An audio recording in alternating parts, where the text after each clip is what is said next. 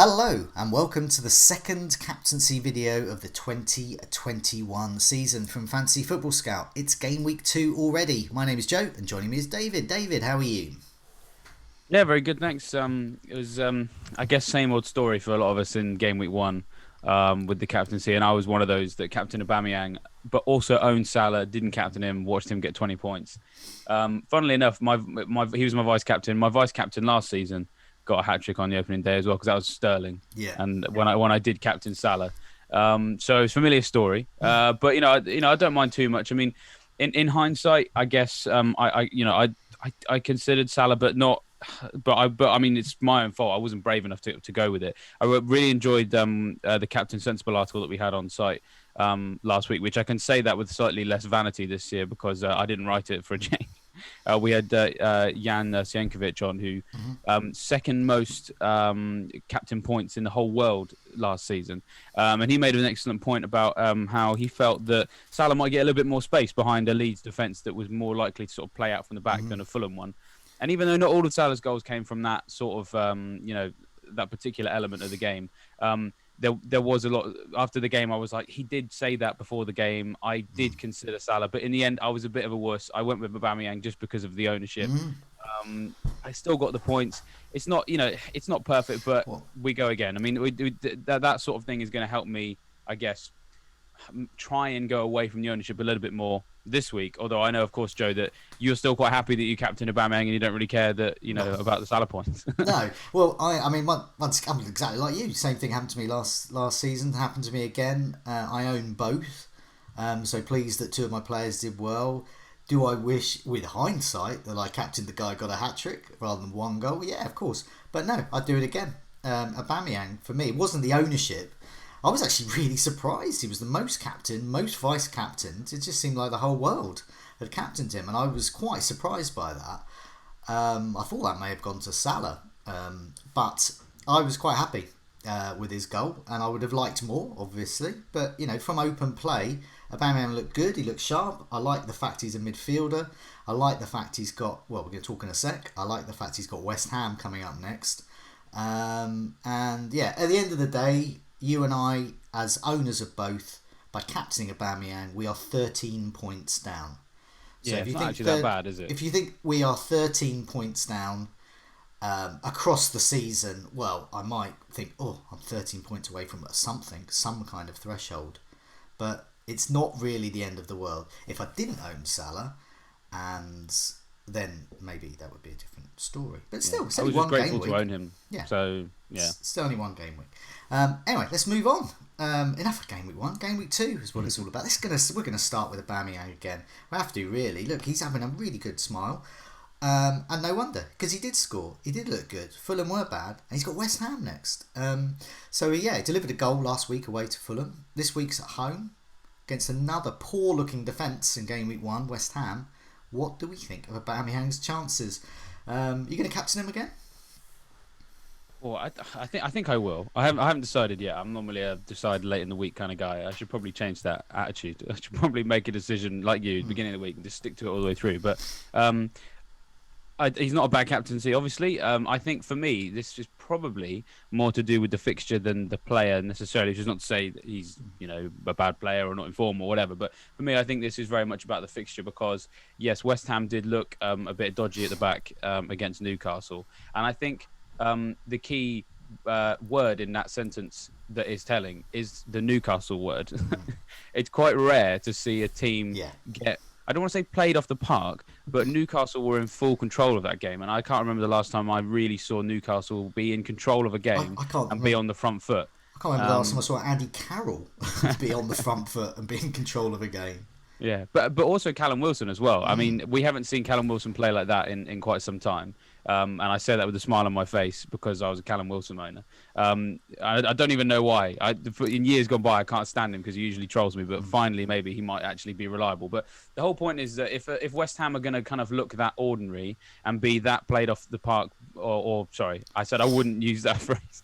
That controlled by Newcastle, then you've got to expect that Arsenal can do even more damage because if we think Newcastle look new and improved under Steve Bruce, well, Arsenal look seriously new and improved under Arteta. They look more and more assured in every area of the pitch. Every game week, their defense is looking nice. They're able to play out from the back without too many errors these days, and that was even before David Luiz didn't play this game. He was even looking good as well.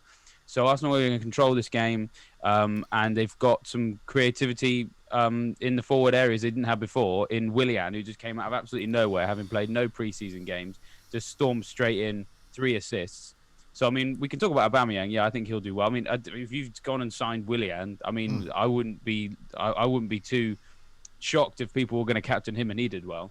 But his presence in the team is fantastic and really helpful for that Arsenal team because it's just another avenue to help put Aubameyang in a decent position to get some points. And I know that some people were a little bit nervous, especially in the first half, and I was one of those people that because Aubameyang is playing as a midfielder, and not only is he a midfielder in FPL, you can see on the actual television, by the way, that he is actually a left midfielder because for large portions of the Fulham game, he was tracking back and he got booked because he made like a forwards tackle because he can't tackle because he's a striker.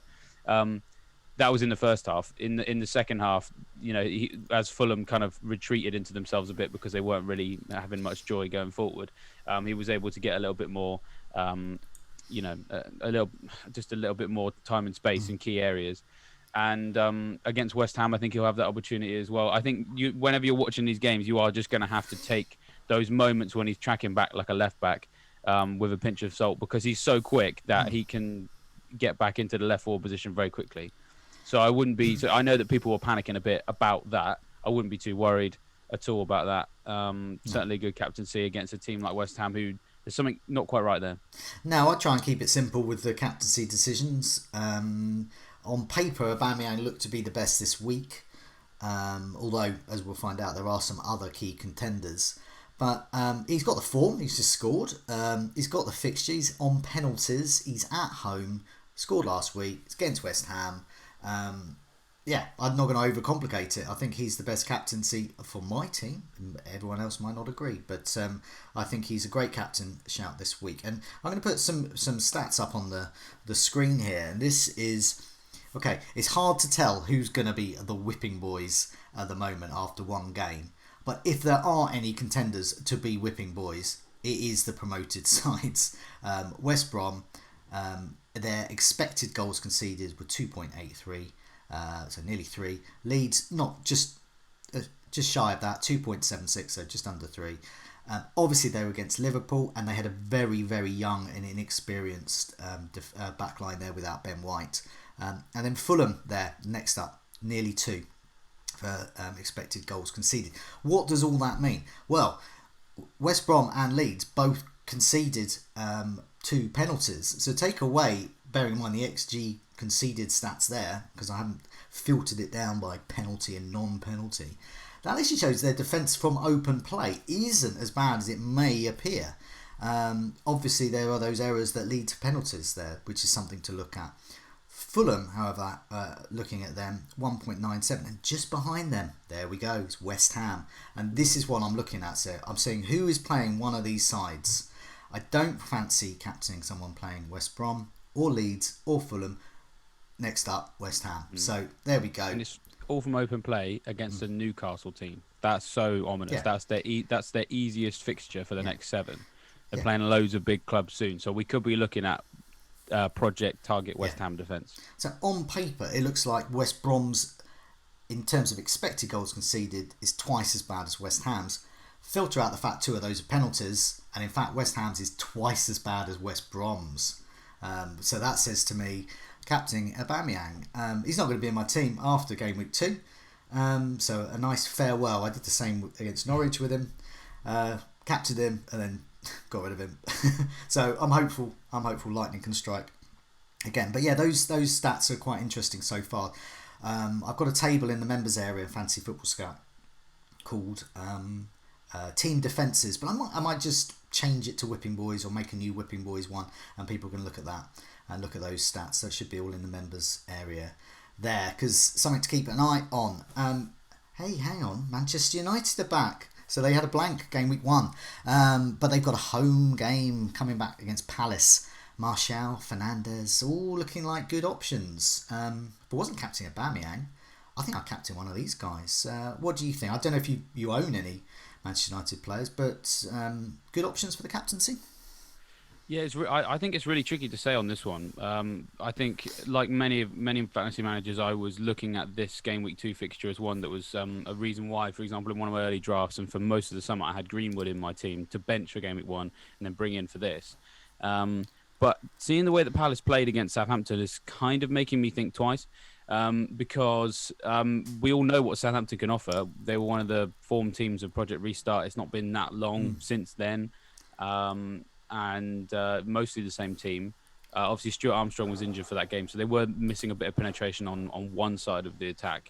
But yeah, I was really impressed with how Palace defended, especially when you consider that this was mostly the same team that was getting pasted every week towards the end of last season, because they weren't so much on the beach. They were more like at the doctors because they had so many injured players. And Roy Hodgson was coming out after every game and saying, like, I mean, I don't really know what else to offer. Like, we're safe. Most of my players are injured. And basically, you could just translate all of his post-match quotes to being like, we don't really care, right? So then that was why this game, I was thinking, well, it looks pretty good. But now I'm thinking less so, because Hodgson's got the same group of players, admittedly just in one game, looking pretty organised. I mean, Kouyaté is a defensive midfield player, and he's having to fill in at centre-back. But I thought he was man of the match against Southampton. So... yeah, I think this is not going to be as easy a game for Man United as perhaps we thought it was before, which doesn't mean it's a bad game. It just means it's not as much of a kind of sort of like shoe-in for double-figure hauls for everybody as it was before. So that's very much at the back of my mind. I don't own any Man United players now. I am a religious... I always stick to no transfers for game week 2.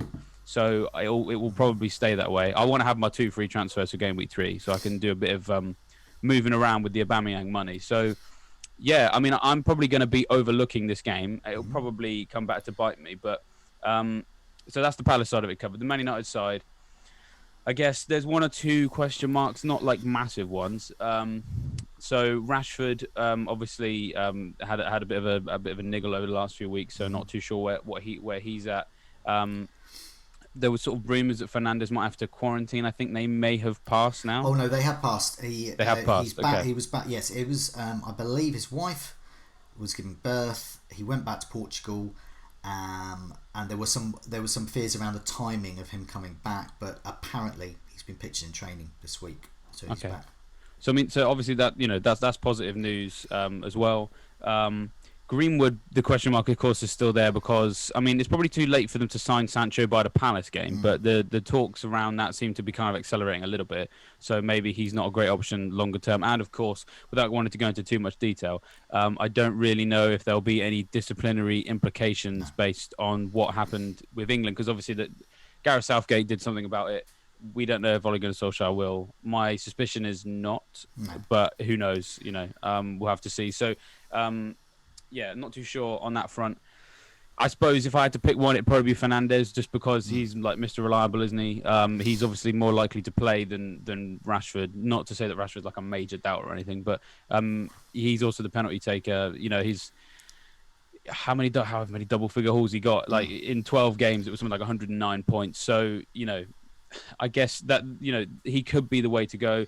He obviously last time he played Palace, he hit the post, having, I think, assisted or something. So, like, he could have had a double-figure haul the last time he played Palace. But as I said, that was a different Palace to the one we got now. So, yeah, it's tricky. Like, I guess I sort of, on paper, yeah, fine, great. Like, they're not bad options. But I don't know. There's just something about Palace that seems to have a bit of steel and determination about them, which probably shouldn't be too much of a surprise because Roy Hodgson is the type of manager that always has his team playing at the moment that they need to be playing. So they didn't need anything from Project Restart. They were safe. They were fine. They had nothing to go for in Europe. Now it's the start of a new season. He's eyeing at 40 points already and doing a good job of it. So, yeah, I'm a little bit uneasy about Palace for this. Yeah, I mean he's the Dumbledore of of the Premier League, isn't he? He's just this ancient old wizard casting his spell, and somehow he keeps doing it each time. It's quite something, really. Yeah, I've already got Martial. I had him on my bench game week 1, and I might get Fernandes in, so I might have both of them. Who knows? Who knows? But and I am considering currently vice captaincy is on Martial, and it may move to Fernandes because the power of penalty takers. So a lot of people say, but Fernandes, he's just Everyone's been banging on about with Salah. I can't remember what Az was saying in the Scoutcast about him being an expensive Milivojevic. But then Salah, Vardy, 2 goals, 2 penalties. In Salah's case, he got 3 goals, but you get. Are they expensive Milivojevic's? I mean, I'm just using an excuse to pronounce his name again. The point is, you can't have it both ways. Fernandes, bracket him up into all of those guys. They take penalties for really attacking sides. When they play defences that are inexperienced or poor, they will give away penalties because the likes of Greenwood, because the likes of Martial, Rashford, because of the likes of Mane, Salah, they're bearing down on them. So these are the guys who are going to get a lot of penalties. And I've got some more stats here. So maybe make it too stat heavy, but gone on the screen is something I've started doing for this season. Is current game week shots. So it's just a variety of metrics like shots inside the box, shots on target, expected goals, expected goal involvement, but also non-penalty expected stats as well. And the reason I'm doing that, I'm just tracking it for each game week really to see who was good for the previous game week there. And absolutely top is Salah and Vardy. Expected goal involvement and of Salah and Vardy far outstrip anyone else. But then when you take away the penalty side of it, Salah's is 0.38. So he was expected to score a third of a goal. Vardy's was nothing. 0. He was absolutely, in FPL terms, useless apart from the penalties. But that's not to say they were lucky. And that's not to say, they're just expensive Milivojevic's. These guys, they play for attacking sides. So if they do absolutely nothing, like Vardy doing in FPL terms, 0 on his for his expected goals from open play, but he comes away with a double-digit haul, that's all we care about. And that's what I think what Fernandes is all about, really. The ability to win penalties in a team, to score penalties in a team that wins a lot of penalties. And that's why I'm tempted to get Fernandes. And I think if I see anyone captaining Fernandes, I think, good on you. I think that's a wise choice. But as we've said, I think West Ham's defence may be worse. So that's the thing. Yeah, I think I'd echo that, yeah. But yeah, Martial as well. He's the number 9 for Manchester United at home. First game of the season. I think that's a bad shout as well. Hey, Liverpool. That Salah chap is being spoken about. He's getting hard to ignore with these. I think this is the first hat-trick for a couple of years, though. But yeah, is he captainable against Chelsea? Now, this is a tricky one, isn't it? Come off the back of a hat-trick. He's going to be popular for the captaincy, but he's against Chelsea away. What do we think?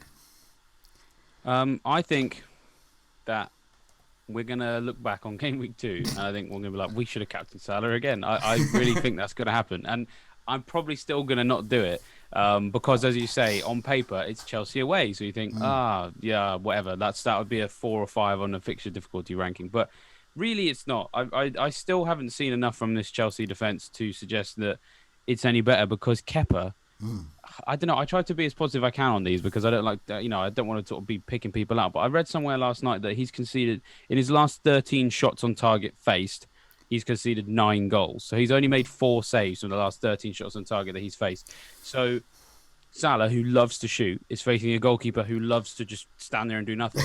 So, that kind of seems like a match made in heaven, right? I guess the question comes down to what type of game are we expecting? Are both of these two teams going to basically say to each other, look, it's early days. Both of us probably looking at top 3, top 4, definitely. So let's just chill. Let's have a really cagey affair that Sky Sports build up to be the best game of the weekend. Then it finishes 1-1. That could happen, right? But if both of these teams go for it, there's going to be a lot of space to exploit behind both defenses, and we could if they go for it, we could see a very similar game to the Leeds game, because I think both teams have defensive problems. Yeah. And I think both teams have had defensive problems for a long time, which is why I haven't doubled up on Liverpool defence in a while. That's probably for a different video. But either way, that type of game, end to end, is good for Salah. I guess coming into the equation, perhaps maybe is Thiago Silva, who I think might be fit for this, but I guess we just have to see. So that could make a difference, because obviously, experienced guy. He can't legislate for a bad goalkeeper, but he might reduce the margin a little bit, I suppose, if he's reducing and blocking, effectively doing Kepa's job for him, potentially, without the use of his hands, of course. So there's that, but I don't know. I've just got this sneaky feeling that this is going to be another game that he does well in, just because it could be the type of game that he sort of thrives on, which is a game where there's space to exploit behind the defence. Yeah, no, I mean, there's two school of thoughts here, really. Let's bring Chelsea into the equation, because Werner is heavily owned, and ridiculously owned. He's like nearly half the FPL managers have him. Yeah. How are they so savvy? How do they know? How do they know to get this top striker in? But anyway, that's a worry in itself. But there's two school of thoughts here. He could be a good captain, because Liverpool's high line of defence could be, badly exposed by someone with his guile and pace. He did have an ice pack on his knee, but it looks like that was more of a knock, and he should be okay. Or Salah will exploit, as you've said, the error-prone Kepa. That could be. So yes, they are good if they haul and someone captain them, they can point to some of the evidence that we've just been talking about and say that was a good move. Werner on paper was a good captain. Salah was a good captain. He's on penalties against a guy who perhaps can't even. I didn't even. Kepa from open play is pretty bad. So I'm maybe he'll just stand there again and not do anything.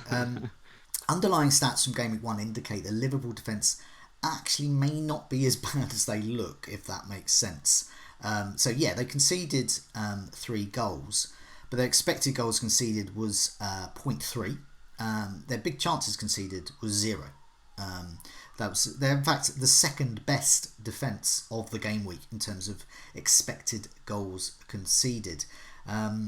So that's something to think about there. Perhaps Werner might not get so much joy there, but we want to examine those trends with those defences to find out. But I wouldn't be upset if I saw someone captaining Salah or Werner.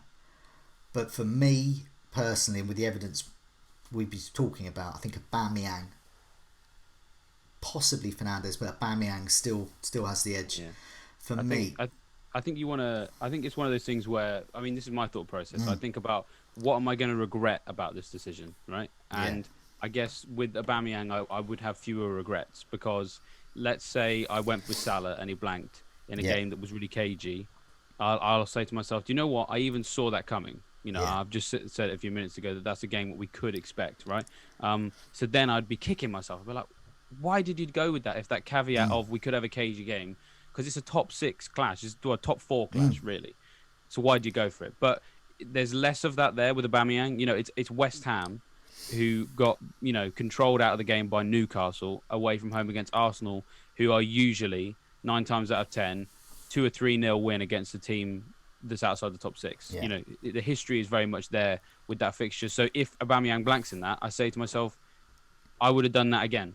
Yeah. I can't. There was very few reasons to not do it. So if you're trying to weigh up all of these different things about sort of like risk versus reward, I also like to throw regret in there as well. That's the third R for me. And I would probably have slightly more regrets if I went with Salah and he blanked than if I went with Aubameyang and he blanked. Yeah, I would. No, I'd prefer Aubameyang. It's just the way it is. I'm going to probably sell Salah this week, which is big moves. Because I just think Fernandes is the best over the next few game weeks, and I personally don't think Salah is the best captaincy on paper until game week 7 when he's at home to West Ham. I don't like Salah away.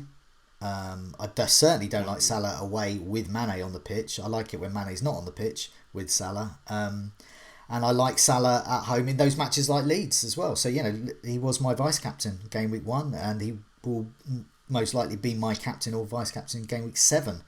But until then, I think there may be better options. This is going to be famous last words, and people on Twitter will like cut that bit out and use it on my gravestone for the rest of the season.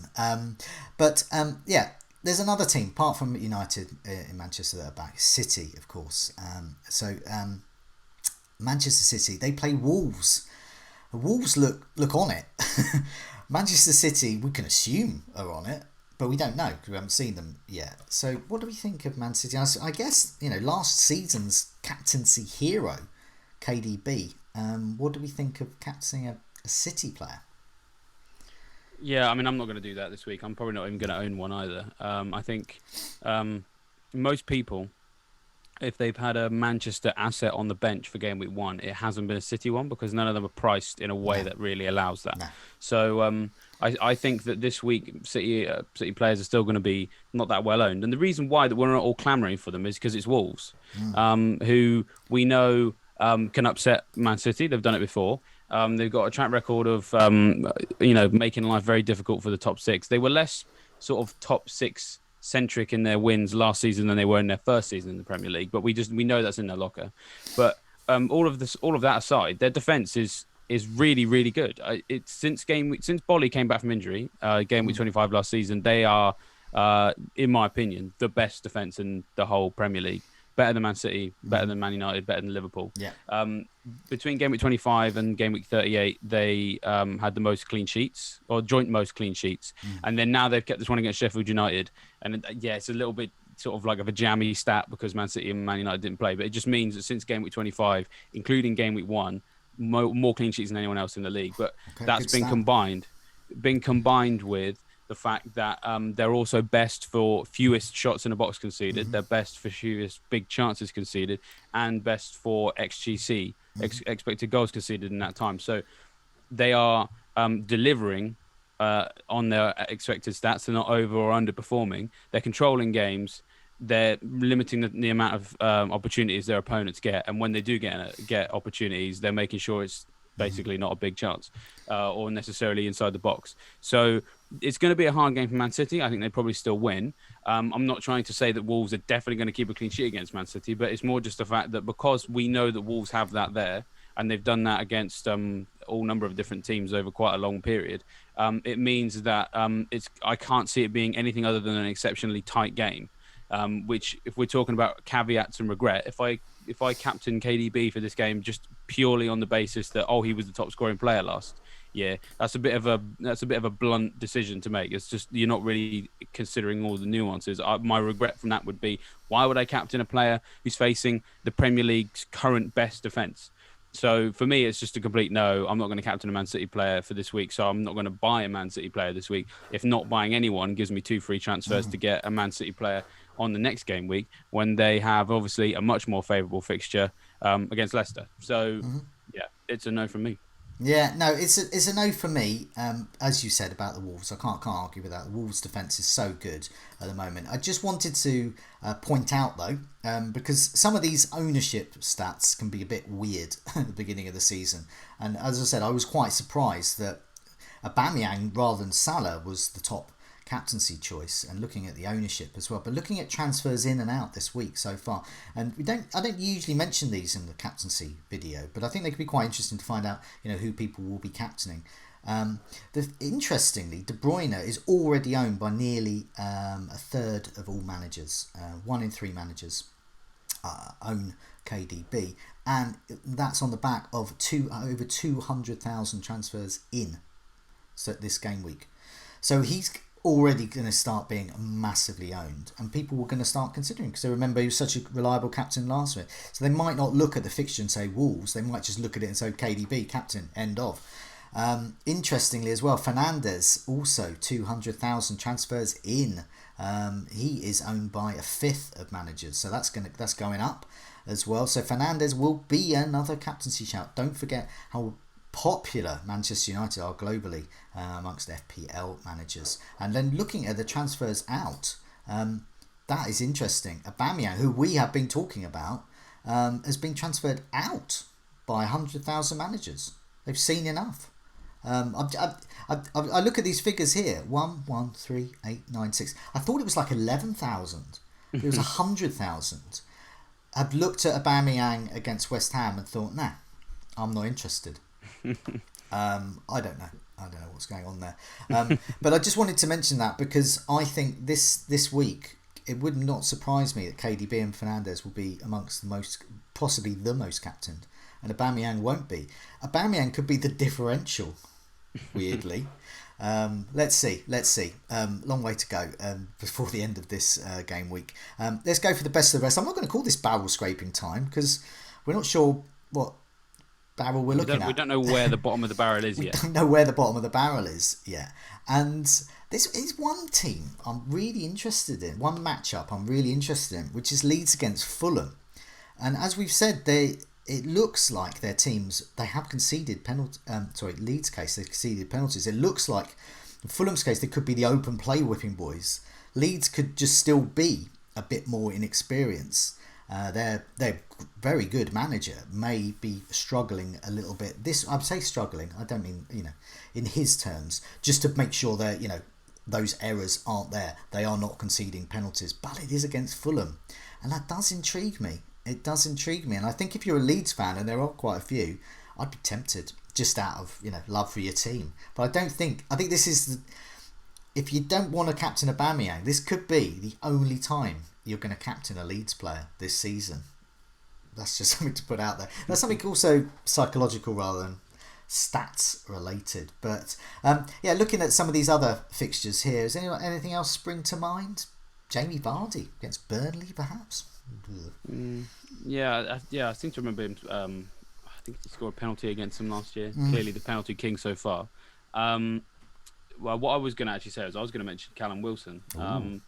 Not because I'm going to do it myself. I still sort of hate myself that I own him. I'm sort of having very much an identity crisis. Yeah, I know. I sort of every day I wake up and I'm like, I can't believe I own Callum Wilson. But he scored this week. So, our new relationship is, we're off to a good start. But from what I saw of him, I was really impressed. He was sort of, it was something we haven't seen from Wilson in a long time. Maybe 18 months ago was probably the last time that we were really sort of like considering him as a great fantasy asset. And what we saw against West Ham was a lot of running in the right places. So the stats don't always show these things up as well as you'd like them to, because if he's found a good position but his colleague just hasn't quite found him, or just kind of missed out on the pass, then that's not going to show up in a shot of any kind. No. But from an eye test, I thought he was in the right places, right time. 3 shots in the box is what he had. He was very close with a couple of them, hit the side netting early on. Brighton's defence, I think, is going to offer a little bit more than West Ham's, but of course Ben White went off with an injury.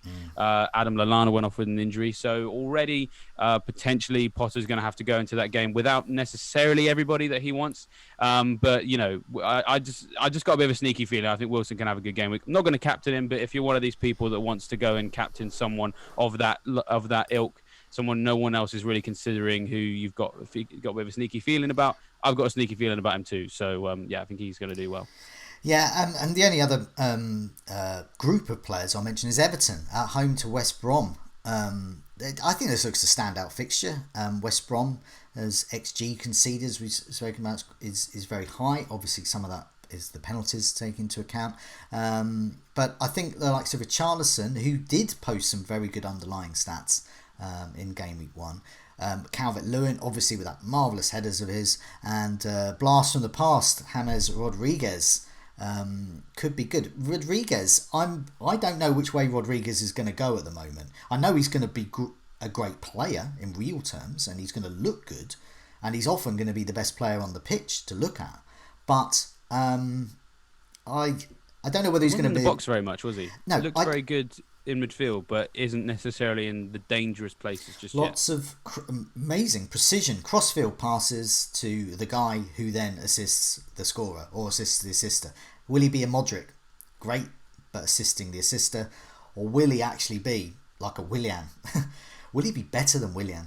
Could that be possible? But I'm talking in FPL terms here, and I think that's a situation. I'm not gonna jump headfirst into James Rodriguez in my team just yet, but he's a player I am monitoring, and I don't mind the odd price rise or two for him, because he could potentially be very much worth it. But yeah, I think I like them.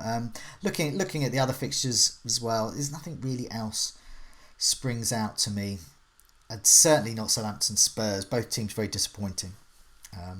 If either of them, it probably wouldn't be a Spurs player. I still think there's value in Ings, and I think Ings is a differential captaincy, but Spurs not for me at the moment. But yeah, I think I agree with that. Yeah. Yeah. I think the barrel that we don't know the shape of yet has been scraped. We've gone alley deep almost. Well, not even that far. But for now, David, thanks so much for joining me. Just before we go, just wanted to mention the members' benefits there. We've been talking about a lot of stats here. There's all sorts of other things going on there. There's the Rate My Team tool. All these stats are all Opta powered as well. Lots of expected goal stuff as well.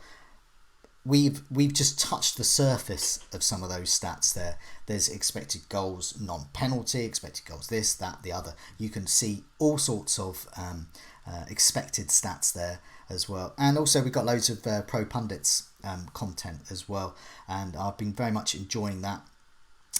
This series. It's worth noting that Simon March, one of our Pro Pundits and FPL winner, is on the Scoutcast this week. So do tune in for that. But for now, David, good luck with your captaincy decision.